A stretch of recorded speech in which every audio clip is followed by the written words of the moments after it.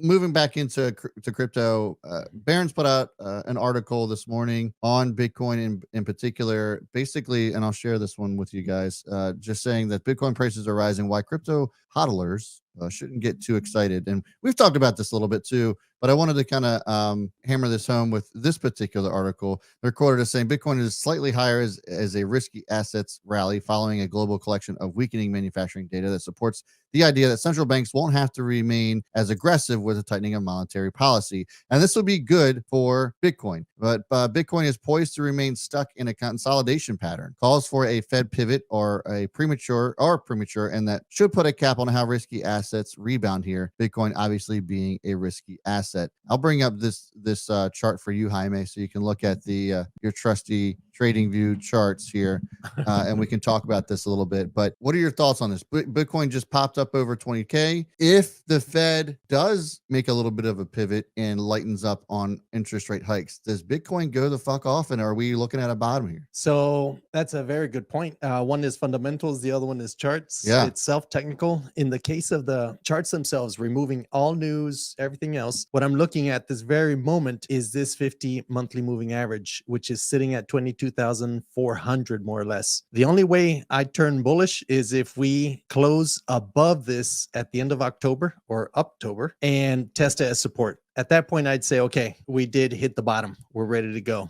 If we just tap it as resistance, meaning we do not cross, but instead it just holds there, we're pretty much confirming it as resistance. And the next stage would be either 17,200 or 13,888. Like you said, as a contrarian yesterday, the big question is, if everyone's seeing this as the bottom because everyone's looking at it, will we continue moving forward? Well, I always look for confirmation. My confirmation is we're good to go if we close above the 50 moving average and test it as support, or watch out for further downside if we hit that top and then it holds below. Then we confirmed it as resistance and we should come down to the next large level or anywhere in between.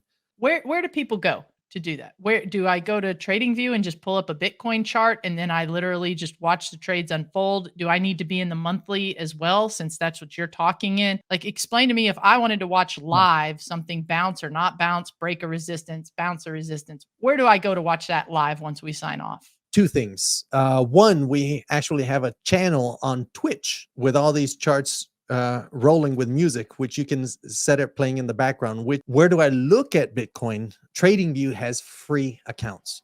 So you can actually go test it without having to pay for it, or any other charting software out there. You use Webull, right? Yes, correct. So there's, you have so many samples, and what you can do is you can map it. And then what you can set, looking at this screen, is the 21 moving average, which is that yellow one you see up here. 21 moving average literally means it took 21 months to paint that moving average. Here's the 50 moving average, and this is the 89 down here below. The 50, what you would do is go into any of your trading, even TD Ameritrade, I think you're able to plot Bitcoin also. Just add those three moving averages, the 21, the 50, and the 89. When does this close? Of course, at the end of the month, October 31st at midnight, UTC, which is around 7 p.m. Eastern, is where we would get the confirmation of when this closes. This is either a ceiling or a floor. Currently, it's a ceiling. If we break through the ceiling, it now becomes a floor of support. If we do not break through at the end of the month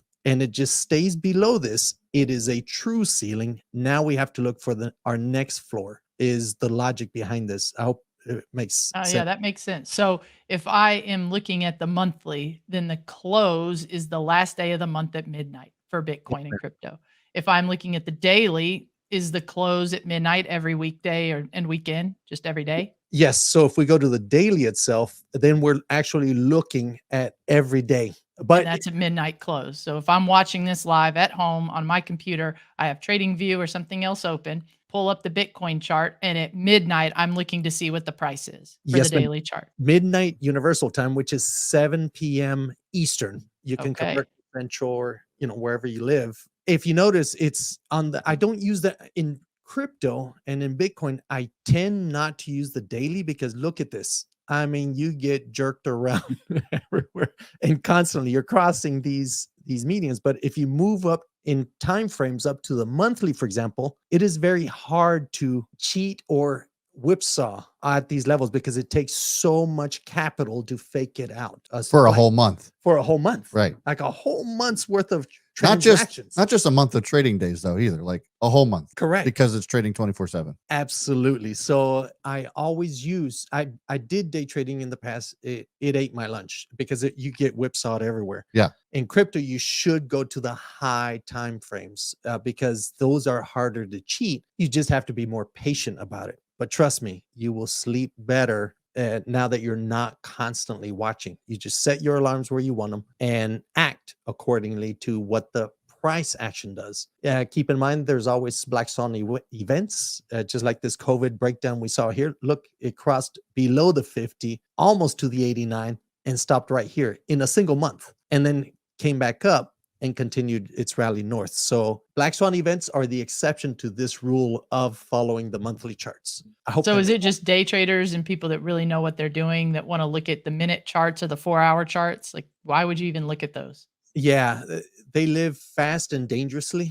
Everyone has their passions, and I know day traders that are successful, Yeah, but same. they live in front of that chart and with their zones. I was gonna say, yeah, they're glued to the screen. Yeah, and it'll wear you down. I promise you that. And especially if you have family, kids, everything else Right. in life, it's like day trading is not for the. Then you Make get that hard. fat because then you're not moving anywhere. That's right. Fair. Kind of like your boy. Although I'm not day trading. I'm just sitting in front of a computer all Yeah, day. we're just busy now. Yeah. We're busy fat. Is that a thing? So busy I can't leave my desk. Yeah, exactly.